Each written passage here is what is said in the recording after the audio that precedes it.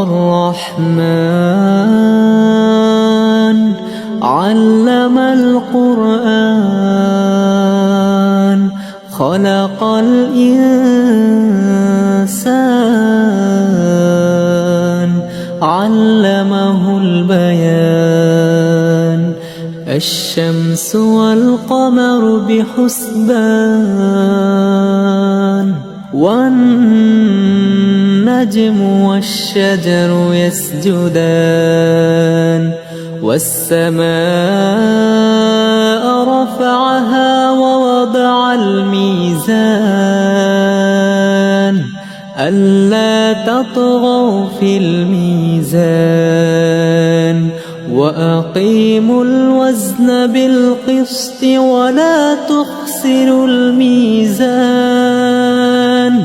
والأرض وضعها للأنام فيها فاكهة والنخل ذات الأكمام والحب ذو العصف والريحان فبأي آلاء ربكما تكذبان خلق الإنسان من صلصال كالفخار وخلق الجان من مارج من نار فبأي آلاء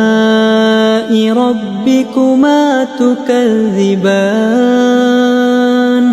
رب المشرقين ورب المغربين فبأي آلاء ربكما تكذبان